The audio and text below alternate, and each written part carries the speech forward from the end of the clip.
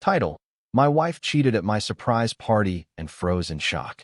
You won't believe what I did next. The front door creaked as I stepped into the house, the faint hum of laughter and music pulling me forward, a smile tugging at my lips. It was my 42nd birthday, and I'd expected a quiet night. Maybe a dinner with her, something simple after a long day at the bookshop. But the balloons in the hallway, the glow of string lights, told me Vesper had planned a surprise party.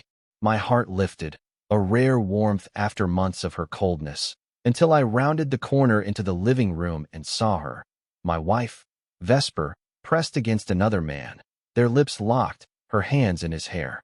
She froze when she saw me, her eyes wide, and the room fell silent, everyone stunned. I'm Thane, a man who blends into the shadows. Average build, quiet voice, with a heart that feels too much. Vesper called me pathetic, her words a lash she wielded with a smirk, cutting me down whenever I dared to ask for more. I'd loved her since our first gallery date, her fiery ambition a spark I thought we'd share, her sculptures a dream I supported with every late shift. But that spark had turned to ice, her ambition a wall I couldn't scale. Her late nights, her locked phone, the way she'd sneer when I suggested time together, they were signs I ignored, hoping love could mend us. The room was a blur of faces, her artsy friends, a few of mine, all staring as Vesper pulled away from him, a man I recognized as Kael, her gallery curator. My chest tightened, tears I despised burning my eyes, but I didn't move, rooted by the weight of her betrayal. "Thane," she said, her voice sharp, not soft, as if I'd interrupted her. Kael smirked, stepping back, his nonchalance a slap. The silence broke with whispers, eyes darting between us, and I felt the humiliation like a physical blow. I wanted to scream, to demand why, but my throat closed, the old fear of her scorn. Asterisk, you're so needy, asterisk, silencing me. I turned, my movements jerky, and walked out, the party's noise fading behind me. The night air was cool, the streetlights casting long shadows as I stumbled to my car. My hands shook as I drove, the image of her with Kael seared into my mind, her lips on his, her hands possessive, as if I wasn't even there. I'd found a hotel receipt in her bag last month, not in our city, but she'd laughed it off, calling me paranoid. "You're imagining things, Thane," she'd said, and I believed her, desperate to keep her. Now, the truth was undeniable, a knife in my heart. I ended up at Amos's place, my only friend who'd never trusted Vesper. His apartment, a cluttered flat above a laundromat, smelled of soap and paint, a refuge from the storm inside me. He opened the door, his face softening as he saw my tears. "What happened, Thane?" he asked, pulling me inside. I collapsed onto his couch, the words spilling out. The surprise party, Vesper's kiss with Kael, the stunned silence. Amos's jaw tightened, his usual humor gone. "She's a viper," he said, handing me a beer. "You don't deserve this." I opened my notebook, a secret I'd kept since Vesper mocked my writing as childish, and wrote, "I'm not nothing." The words felt fragile, but they sparked something, a flicker of defiance, a need to act, not just flee. Amos saw, his hand on my shoulder. "You're enough, Thane," he said. "She's the one losing." His support was a lifeline, and as I sat there, the city's hum a distant comfort, I felt a resolve stirring. Vesper thought I'd crumble, beg her to stay, like I always did. But I'd walked out, and that was the first step. The pain was raw, but so was my determination, a fire ready to burn through her lies. While she stood frozen, her betrayal exposed to everyone, unaware of the storm I'd unleash. The laundromat's hum below Amos's flat was a steady rhythm against the chaos in my mind. The image of Vesper kissing Kael at my surprise birthday party burned into me like a brand. Her frozen stare when she saw me, the stunned silence of our friends, and my quiet exit replayed on a loop. Each memory a fresh stab of betrayal. I'd spent the night on Amos's couch, my notebook open to the shaky words. Asterisk, I'm not nothing, asterisk. A fragile spark of defiance in the storm of her cruelty. I wasn't the Thane she'd mocked as pathetic anymore. I was ready to fight back. Morning light crept through the blinds as Amos handed me a coffee, his eyes serious. "You can't let her get away with this, Thane," he said, sitting across from me. "She humiliated you in front of everyone." His words were a jolt, the truth I'd been dodging now unavoidable. I'd ignored the signs, her late nights, the hotel receipt, her sneers, because I'd loved her, believed her when she called me needy. But seeing her with Kael, her lips on his, was a line I couldn't unsee. "I'm done," I said, my voice trembling but firm, surprising us both. I called Mara, my co-worker at the bookshop who'd always seen through Vesper's facade. "She cheated at the party," I said, my voice cracking. I walked out. Mara's tone was fierce, protective. "Good for you, Thane. Meet me at the shop, we'll plan." Her support, like Amos's, was a lifeline, and I felt a surge of courage. I wasn't just running. I was taking action, a step beyond the tears I'd shed. I showered, borrowed a shirt from Amos, and drove to the bookshop, my notebook clutched tight, the words a mantra I held onto. Mara was waiting, her warm smile a contrast to the cold I'd left behind. "Tell me everything," she said, pulling me into the back room. I spilled it all, the party, Vesper's kiss, my escape. Her eyes narrowed with determination. "We'll make her regret this, Thane," she said, pulling out her phone. She called a friend, Elsie, a lawyer, and put her on speaker. "He's got grounds for divorce," Elsie said, her voice crisp. "And if she's been hiding assets, we can dig deeper." I nodded, my resolve growing, and wrote, "Her lies won't bury me." The words fueled me, a declaration of my fight. Back at the house, I needed proof, something to solidify my case. Vesper was gone, likely at the gallery, but her office door was ajar. I hesitated, guilt prickling, but pushed inside, my heart pounding. In her desk drawer, I found a locked box. Her spare key, one she thought I didn't know about, opened it. Inside were receipts, emails, a burner phone, messages to Kael, plans for a trip next month, and, twist, a joint bank account I'd never seen, draining our savings. My breath caught, the betrayal deeper than a kiss, her financial deceit a new wound. I took photos, my hands steady, and sent them to Elsie, the evidence a weapon I'd wield. Vesper came home as I was leaving, her eyes narrowing at the box in my hands. "What are you doing, Thane?" she demanded, her voice sharp, but there was a tremor, a flicker of fear, the same Vesper who'd once whispered she feared losing her gallery to debt. "I know everything," I said, my voice firm, the external conflict a battlefield I was ready for. Her face paled, a crack in her icy facade, but she sneered, masking it. "You're delusional," she spat, but her hands shook, betraying her. I walked out, her voice trailing. "You'll regret this asterisk." But I didn't look back, the burner phone in my pocket a ticking bomb. I returned to Amos's, writing. I see her now, the pain of her betrayal. Her focus on Kael, her lies, was raw, but so was my strength, bolstered by Mara, Amos, and Elsie. Vesper thought I'd stay, endure her infidelity, but I'd walked out, and now I'd confronted her with evidence. As the city's pulse hummed outside, I knew this was just the beginning, a fight for my worth. While Vesper faced the fallout of her own choices, her stunned freeze at the party a memory I'd outgrow. The laundromat's steady hum below Amos's flat was a quiet backdrop to the storm inside me. Vesper's trembling threat. You'll regret this asterisk, still ringing in my ears as I sat with my notebook. The burner phone and photos of her secret account with Kael on the table. I'd caught her cheating at my surprise birthday party. Her frozen stare when she saw me a moment of raw truth. But finding her financial deceit had turned my pain into resolve. I wasn't the Thane she'd mocked as pathetic, the one who'd stood stunned while she kissed another man. I was fighting back, and the strength I felt was mine. Amos brewed coffee, his eyes sharp as he glanced at the evidence. "She's cornered, Thane," he said, sitting beside me. "You've got her now." His words were a boost, his unwavering support a foundation I leaned on. I nodded, my voice steady.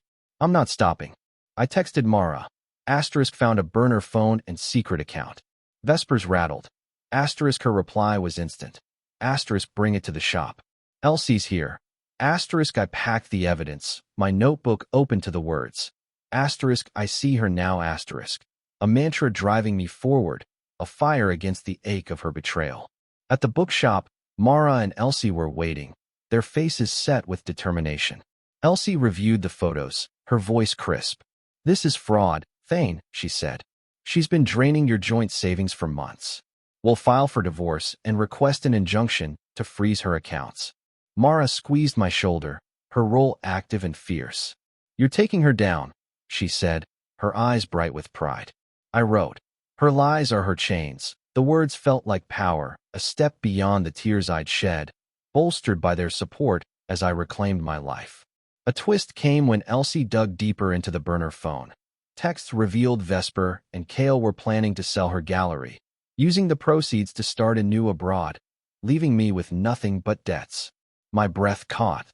The betrayal a fresh wound, but it fueled my fight. "She's desperate," Elsie said, her tone sharp. "She'll try to spin this, Thane. Be ready." I nodded, the stakes higher, my resolve ironclad. I wasn't just leaving her. I was dismantling her empire, piece by piece. I decided to confront Kael, to shake their alliance, an external conflict I was ready to face. I drove to the gallery, where he was alone, reviewing paperwork. He looked up, his smirk faltering as I walked in, the burner phone in hand. "I know everything, Kael," I said, my voice firm, surprising myself. "The trips, the account, the sale. You're done." His face paled, a flicker of fear in his eyes, a glimpse of the man who'd hidden behind Vesper's control. "She made me," he stammered, his voice breaking, a confession I hadn't expected. "She said you'd never find out." His betrayal of her was a crack, a sign their united front was crumbling. I left, the confrontation of victory, Kael's words a weapon Elsie could use. Back at Amos's, I wrote, "I'm not their pawn." The pain of Vesper's kiss, her focus on Kael, still stung, but I was moving forward. Mara called, her voice urgent. "Kael's talking to the police, Thane. He's turning on Vesper to save himself." The twist solidified my path, Vesper's world unraveling faster than I'd imagined. Amos grinned, his hand on my shoulder. "You're winning, Thane," he said, his pride a warmth I clung to, his role in my fight a constant. I wasn't done. The gallery, the evidence, the divorce, they were steps, but I needed more, a way to turn my pain into something lasting. Mara suggested a writing group, a place to share my words, and I agreed, the seed of healing taking root. Vesper's betrayal at the party, her stunned freeze, had been her downfall, and I'd walked out, fought back, with Amos, Mara, and Elsie by my side. As the city's lights glowed outside, I knew the next step was coming, a way to create, to rise. While Vesper faced the consequences alone, her stunned silence a memory I'd outgrow. The morning light filtered through Amos's loft, casting soft shadows on the burner phone and photos on the table, remnants of Vesper's betrayal with Kael that I'd uncovered after catching her cheating at my surprise birthday party. Kael's confession at the gallery. Asterisk, she made me asterisk, and his decision to testify against her had turned the tide. Her frozen stare from that night, now a symbol of her crumbling control. I wasn't the Thane she'd called pathetic, the one who'd stood stunned as she kissed another man. I was reclaiming my life, and the strength I felt was a fire she couldn't extinguish. Amos handed me a coffee, his grin wide as he sat across from me. "You've got her on the ropes, Thane," he said, his pride a warmth I clung to. His constant support, alongside Mara's, had been my foundation, their active roles in my fight a lifeline. I nodded, my resolve ironclad. "I'm not stopping now," I said, my voice steady. Mara texted, "Asterisk court date set for next week, Thane. Vesper's facing fraud charges." Asterisk the news was a surge of power, the legal battle tipping in my favor, Kael's betrayal of her a crack I'd widened with my confrontation. Elsie called, her tone sharp with a new twist. "Vesper tried to transfer the gallery's remaining funds to an offshore account," she said. "But we caught it, froze everything. She's desperate." My breath caught. The depth of her deceit a fresh wound, but it fueled my fight. "She thought she could run," Elsie added. "But Kael's testimony and your evidence, she's done." I wrote in my notebook, "Her escape is a mirage." The words were a declaration, a step beyond the pain. As I prepared to face her in court, to end this once and for all, I decided to confront Vesper one last time, to show her I wasn't hiding, an external conflict I was ready to tackle. I drove to the gallery, where she was packing, her movements frantic, her face pale. She saw me, her eyes narrowing. But there was a flicker of vulnerability, the Vesper who'd once admitted she feared losing her art to failure. "Thane," she said, her voice soft, trembling, a tactic I recognized. I'm sorry. I got in over my head with Kael. I didn't mean to hurt you. Her words hit hard, a glimpse of regret, but I saw the manipulation beneath, her hands clutching a box, her eyes darting to the door. You meant to take everything, I said, my voice firm, unwavering. The gallery, our savings, my trust. But I'm not your pawn anymore. Her face crumpled, tears spilling, and for a moment, I thought she'd break, but she straightened, her voice sharp. You'll never understand, she snapped, her vulnerability a mask, her control slipping. I turned to leave, her voice trailing. Asterisk, you're making a mistake, asterisk.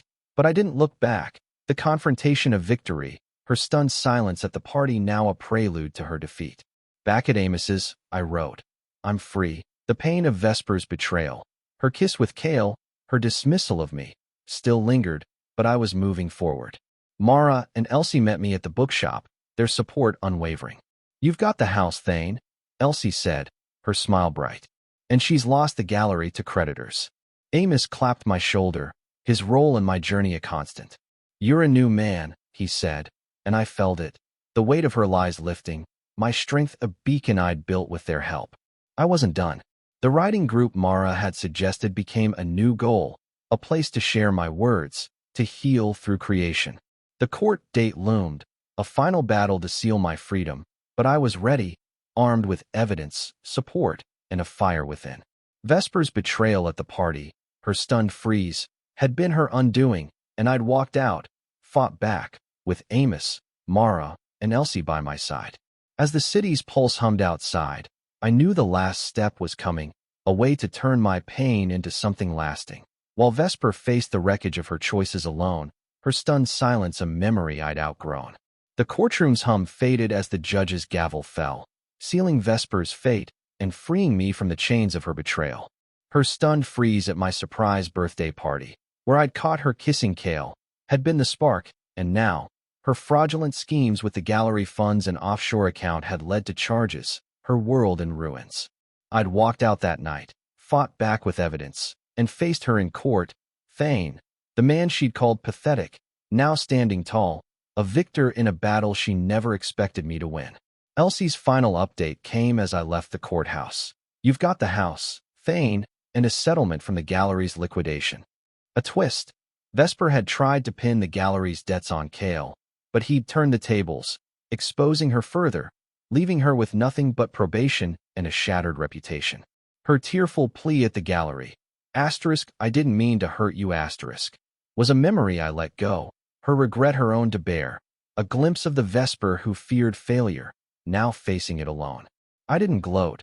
My focus was on the life I was building, one she couldn't touch. I transformed the house, once a stage for her betrayal, into a home. I painted the living room a warm beige, hung my sketches, once hidden from her scorn, and turned the party room into a writing nook, the string lights replaced with a soft lamp. The writing group Mara introduced me to became a sanctuary, their encouragement a balm. Among them was Lila, a poet with a gentle laugh and eyes that saw me, not the broken man Vesper left behind. We'd grown close, our talks about words turning to walks, then dinners, her presence a quiet joy I'd never known. At the group's reading event, I shared a short story, Unseen Guest, about the party, Vesper's kiss, my exit, and my rise. Lila read it aloud, her voice giving my words wings, and the applause was warm, a rush of pride replacing the shame Vesper had instilled. You're incredible, Thane, Lila said, her hand in mine, and I believed her, the weight of Vesper's insults, needy, pathetic, gone. Amos and Mara were there, Amos cheering loudest, Mara's eyes shining. You turned pain into art, she said, her role in my journey a constant, alongside Amos's unwavering support, their presence a foundation I'd rebuilt on. A symbolic act of closure came when I framed the notebook page from that night. I'm not nothing, and hung it in the nook, a reminder of my worth. I donated the party balloons, preserved in resin, to the group's art auction, titled Stunned Silence, the proceeds funding a local literacy program, turning betrayal into hope. Vesper faded to a footnote, her gallery gone, Kael long out of her life. I didn't care, my life was here, with Lila's laughter, Amos's sketches on my walls, Mara's texts about new writing gigs, my words in a small anthology. I started running by the river, the water's rhythm matching my own, Lila often joining me, her hand in mine a steady anchor. Happiness wasn't loud. It was Lila's touch, the group's applause, Amos's bad jokes, my story shared with a room that listened. Vesper's betrayal at the party, her stunned freeze, had been her undoing, and I'd walked out, fought back, with Amos, Mara, and Elsie by my side. The external conflict in court, the gallery confrontation, had been my stage to stand tall, and I'd won, not by her rules, but by creating. As I stood in the nook, Lila at my side, the framed page above my desk, I knew I'd turned 42 into a new beginning, a life of words, love, and light, while Vesper faced the emptiness of her own making. Drop your thoughts in the comments. I read them all. Don't forget to like, subscribe, and share to help this video reach more viewers. See you in the next one.